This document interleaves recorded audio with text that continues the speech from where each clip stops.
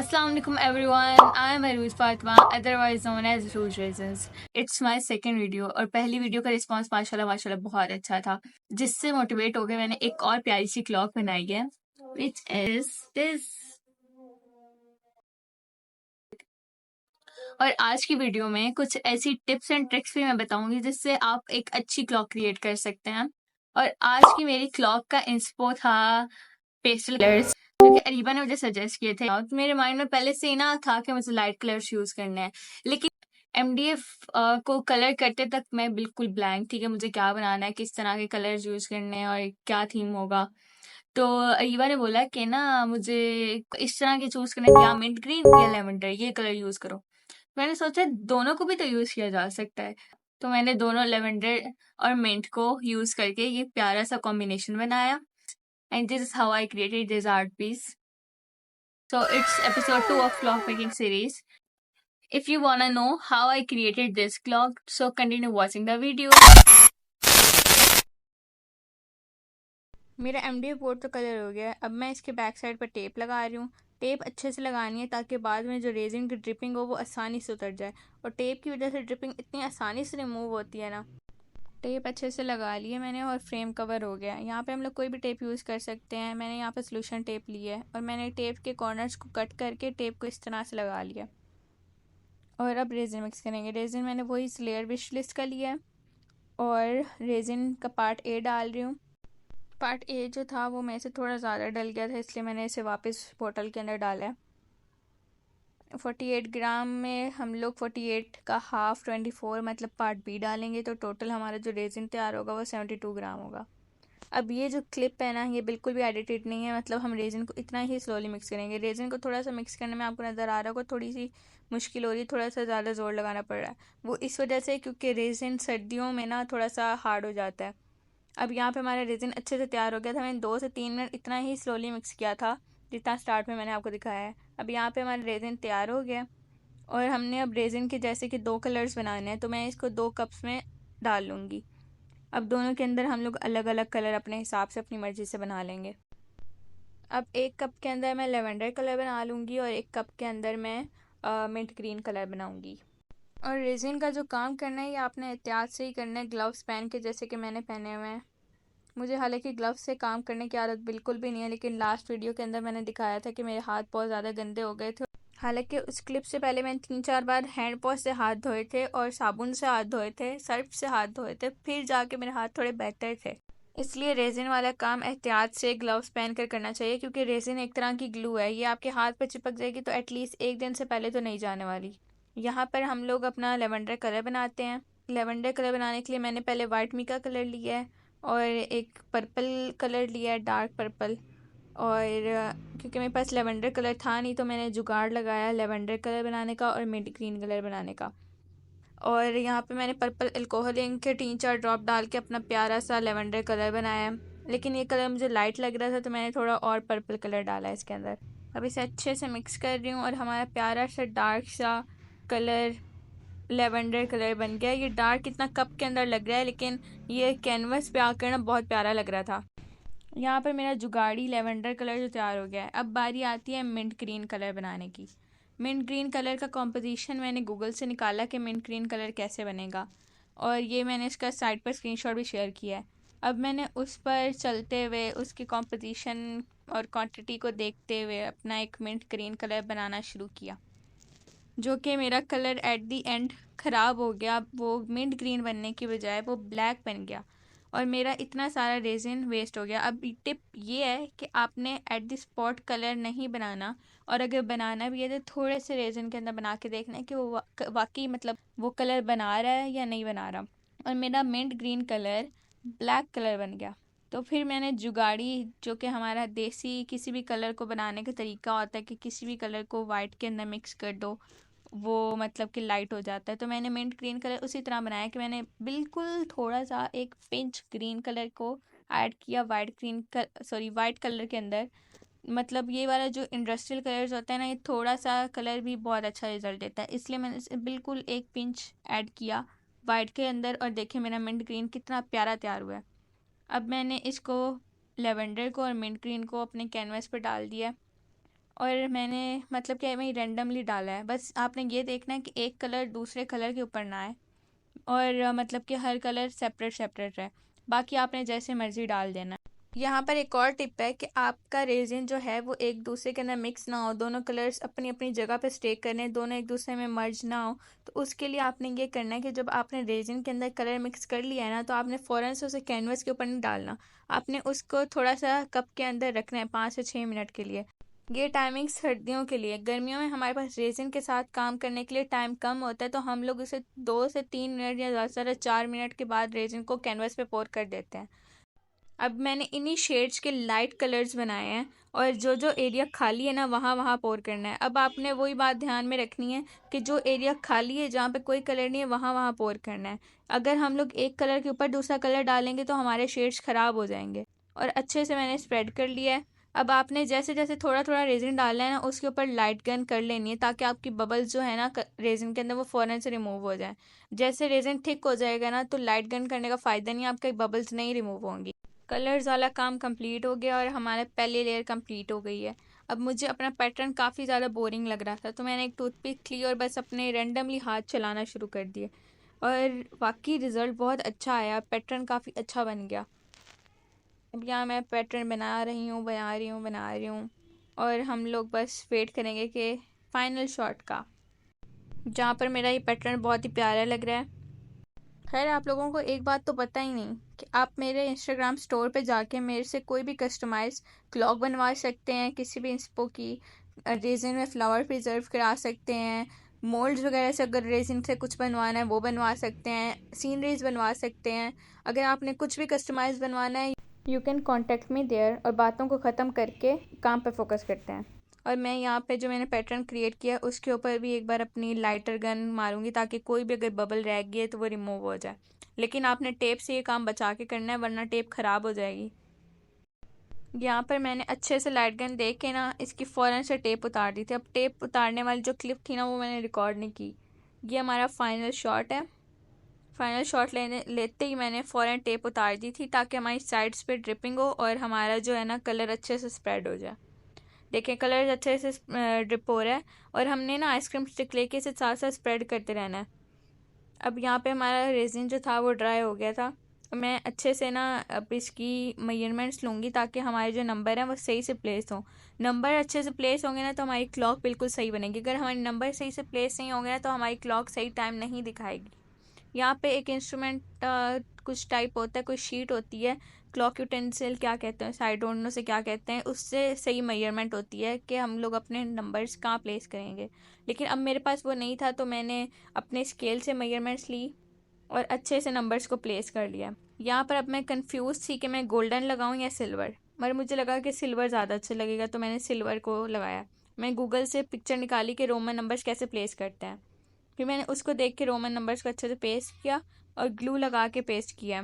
यहाँ पे सबसे ज़्यादा मुझे ग्लू ने तंग किया है। जो ग्लू साइडों पे निकल आई है ना, मुझे लगा था कि ये ट्रांसपेरेंट होके ना बाद में छिलके की तरह उतर जाएगी, जैसे एल्फर की ग्लू होती है। लेकिन ये ऐसे हो गई थी जैसे वाइट पेंट होता है और ये सूखने के बाद वाइट पेंट बन गई थी। मतलब ऐसे लग रहा था कि रेजिन पे पेंट गिरा हुआ है वाइट वाइट, और ये उतर ही नहीं रही थी। मैंने इसको टिश्यू गीला कर करके इतनी मेहनत से उतारा है। यहाँ पर मसला ये हुआ कि जैसे ही मैंने रोमन नंबर्स को पेस्ट करना अभी स्टार्ट किया था तभी मैंने ना रेजिन को बना के रख लिया था कि भाई अभी 2 मिनट के अंदर ये रोमन नंबर्स पेस्ट हो जाएंगे और थोड़ी देर के अंदर ही हम लोग ग्लू को ना हटा के ना रेजिन ऊपर डाल देंगे। एक तो ये मसला हो गया कि ना रेजिन कप के अंदर पड़ा पड़ा ड्राई हो गया। और फिर मैंने रेजिन 20 ग्राम रेजिन को बचाने के लिए अपनी पूरी क्लॉक ख़राब की, ऑलमोस्ट ख़राब हो गई थी, लेकिन इसको मैंने बहुत मुश्किलों से सेट किया। ये देखें इतना ड्राई हो गया था रेजिन कि स्प्रेड ही नहीं हो रहा, कप से बाहर ही नहीं आ रहा। अब मैं इसको हीट दे दे के ना इसको गर्म करके थोड़ा सा स्प्रेड करने की कोशिश कर रही थी, लेकिन जब रेजिन ड्राई हो जाता है ना तो इसको हीट देने से रेजिन ख़राब होता है, स्प्रेड नहीं होता, वो दोबारा लिक्विड फॉर्म में नहीं आता, बेशक जितनी मर्जी आप हीट दे दो। अब मैंने इतनी हीट दी कि रेजिन जो था ना वो हल्का हल्का येलो होना स्टार्ट हो गया था। फिर मैंने इसको छोड़ दिया, मैंने ज़्यादा स्प्रेड नहीं किया, लेकिन अब वो डिसबैलेंस ही हो गई थी क्लॉक, तो मैंने उसको 5-6 बार थोड़ा थोड़ा रेजिन डाल के बैलेंस करने की कोशिश की, थोड़ा सा रेजिन डाल के स्प्रेड किया, फिर थोड़ा और रेजिन बनाया, फिर उसको स्प्रेड किया, और उसमें इतनी ज़्यादा मेहनत लगी है ना। इसलिए यहाँ पे एक प्रो टिप ये है कि आप अपना थोड़ा सा रेजिन ज़ाया हो रहा है तो आप अपना रेजिन ज़ाया कर लें, लेकिन आप अपना प्रोडक्ट ज़ाया ना करें। यहाँ पे हमारी अनइवन सी लेयर पहले रेजिन की आपको दिख रही है, और इसके ऊपर मैंने एक और लेयर डाली। यहाँ पे ये रेजिन वाइट ही था, ट्रांसपेरेंट ही था, लेकिन जो मेरी स्टिक थी ना उस पर थोड़ा सा कलर लगा हुआ था, तो ये रेजिन यहाँ पे वाइट नज़र आ रहा है, लेकिन रेजिन ट्रांसपेरेंट ही था। अब मैंने थोड़ा सा रेजिन और मिक्स किया, थोड़ा सा और डाला। इसी तरह मैंने इस स्टेप को 5-6 बार रिपीट किया। Literally this thing was back breaking. कमर में दर्द हो गया था झुक झुक कर इतना ज़्यादा काम करके, और हार्ड ब्रेकिंग भी, क्योंकि मेरा यहाँ पे रेजिन ज़्यादा यूज़ हुआ है। अगर मैं वो रेजिन वेस्ट कर देती और बाकी बाद में फिर से एक और लेयर बना के करती तो वो नीट भी बनती और मेरा रेजिन भी कम यूज़ होता। खैर, यहाँ पे मैं इतना दिल लगा के काम कर रही थी कि मेरी बहन ने आकर मुझे बोला, What are you trying to do? तुम क्यों अच्छी बेखबली चीज़ का बड़ा गर्व करने में लगी रहती है वैसे? अगर आप लोगों को भी लगता है मैंने अपनी क्लॉक को ख़राब किया रेजिन डाल के, तो आप लोग कमेंट सेक्शन में अपना अपना ओपिनियन दें। अब यहाँ पे ना आपने एक काम करना है, हीट को इन रोमन नंबर से बचा के यूज़ करना है, क्योंकि जहाँ पे हीट ज़्यादा पड़ेगी ना रोमन नंबर्स पे, वो ख़राब हो जाएगा। जैसे कि आप 11 वाला रोमन नंबर देखें, ये थोड़ा सा ख़राब हुआ हुआ फील हो रहा है, क्योंकि यहाँ पे जो अंदर वाली सिल्वर शीट थी ना, मतलब इसकी ये आर्क्रेलिक होते हैं, पता नहीं इनको क्या कहते हैं, इसी टाइप का कुछ इनका नाम होता है, तो ये ख़राब हो गई थी हीट की वजह से। अब यहाँ पे मैंने रेजिन को ना बहुत ज़्यादा बचा बचा के नंबर से यूज़ किया, क्योंकि अगर रेजिन थोड़ा सा भी नंबर्स के ऊपर आएगा ना तो वो गंदा लगता है। यहाँ पे आपके पास दो ऑप्शंस होते हैं, या तो आप पूरा इन नंबर्स को रेजिन के नीचे कर दो, कवर कर दो, प्रिजर्व कर दो रेजिन के नीचे, या तो आप रेजिन से बिल्कुल बचा के करो कि ये नंबर अलहदा से नज़र आए, क्योंकि ये शीशा टाइप फील हो रहे होते हैं कि शीशे के बने हैं और बहुत प्यारे लगते हैं अगर इन पर रेजिन ना पोर हुआ हो, बिल्कुल भी ना टच भी ना हुआ हो रेजिन। बस हम लोगों ने सेकेंड लेयर इसलिए डालनी होती है कि ये नंबर्स अच्छे से सिक्योर हो।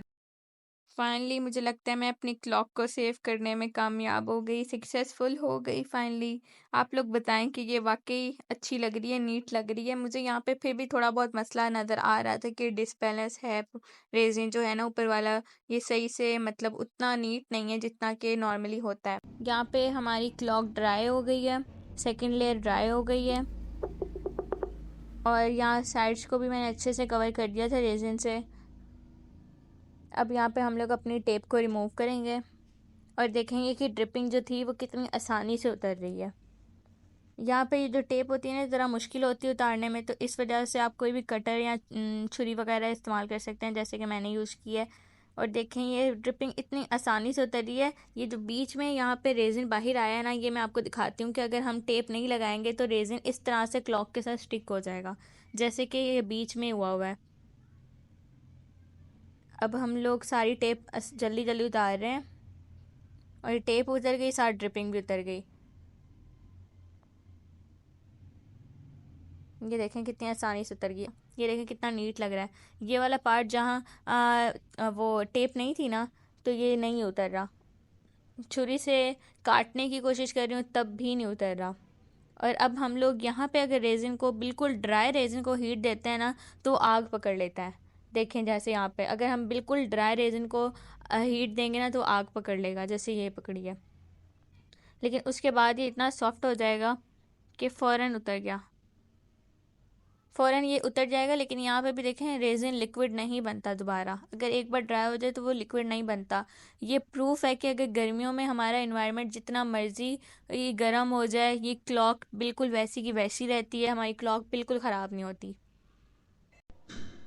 यहाँ पे मुझे लग रहा था कि मेरा होल ज़रा छोटा है, इसलिए मैंने होल बड़ा करने के लिए ना इस तरह से छुरी से किया ताकि मेरा होल ज़रा बड़ा हो जाए। यहाँ पे आपने एक काम करना है, जब आपने हीट देनी है ना, यहाँ पे अगर लाइटर गन से ऐसे ही जैसे मैंने दी है, तो आपने ज़रा एहतियात से देनी है ताकि आपकी अंदर वाली साइड पे हीट या ब्लैकनेस ना हो, जैसे कि मेरी हो गई है। अब मैं आपको दूसरी साइड दिखाती हूँ। मेरी ज़रा थोड़ा सा ये देखें, थोड़ा हल्का सा ब्लैक हो गया है। अगर आप ये भी अगर बचा के एहतियात से करते हैं ना तो इतना फ़ील ना होता, लेकिन इसकी भी खैर है क्योंकि इसके आगे निडल्स आ जाएंगी तो इतना फ़ील नहीं होगा। अब क्लॉक मैकेनिज़्म को फिट करेंगे। ये जो स्क्रू मैं निकाल रही हूँ ये क्लॉक के ऊपर ही आता है, ये मशीनरी सेम ऐसे ही आती है। अब हम लोग इसको क्लॉक के बैक साइड पर जो जगह बनी है वहाँ रखेंगे और इसके ऊपर स्क्रू को टाइट कर देंगे। स्क्रू अच्छे से टाइट होगा तो हमारी निडल्स अच्छे से काम करेंगी। तो मेक श्योर कि जो स्क्रू है ना वो हम लोग अच्छे से टाइट करें। स्क्रू टाइट करने के बाद हम लोग इसके ऊपर निडल्स रखेंगे। और यहाँ पे ये दो प्यारी सी निडल्स सिल्वर कलर की मैं यूज़ कर रही हूँ। इनको बहुत आराम से फिट करेंगे क्योंकि मेरा निडल्स के साथ एक्सपीरियंस पहले ही बहुत बुरा रहा है। मैं जैसे हालांकि मैं आराम से करती हूँ फिर भी वो टूट जाती हैं। तो यहाँ मैंने बहुत आराम से हल्के हाथों से फिक्स कर ली है। अब इसके ऊपर एक शीट टाइप लगी हुई थी, मैंने इसे रिमूव कर लिया और देखें नीचे से कितनी प्यारी ग्लास टाइप निडल निकल आई है। मेटल की नहीं है, ये एक्रिलिक टाइप मटेरियल है उसकी है। I don't know exact word क्या है लेकिन कुछ इससे मिलता जुलता ही है। और अब मैं इस बड़ी वाली निडल को इसके ऊपर फिक्स कर लूँगी। अब हम लोग जो है ना फैंसी क्लॉक्स के ऊपर सेकंड वाली निडल नहीं यूज़ करते। हम लोग इसके ऊपर ये वाला एक डॉट टाइप आता है, साथ ही आता है क्लॉक के, वो यूज़ करते हैं। अब इसे अच्छे से फिक्स कर लूँगी मैं इस डॉट को और सेल डालेंगे। और यहाँ पर हमारी कंप्लीट हो गई है क्लॉक। सेल डालने के बाद एक बार फिर से मैं स्क्रू को चेक करूँगी और टाइट कर लूँगी, जैसे कि आप यहाँ पे देख सकते हो स्क्रू हमारा अच्छे से टाइट है। और यहाँ पे हमारी पूरे वीक की मेहनत समराइज़ हो गई 16 मिनट्स में और क्लॉक रेडी है। When I first met you, I felt that God answered my call. There was that one place I always thought about, and I just wanted to be there with you. The place that no eye has ever seen, the place that no heart has ever perceived. I had a great feeling inside of me that one day I'll be there with you. And now that I hope you enjoyed the process. And for further 3 clock making episodes, hit the subscribe button and click the bell icon.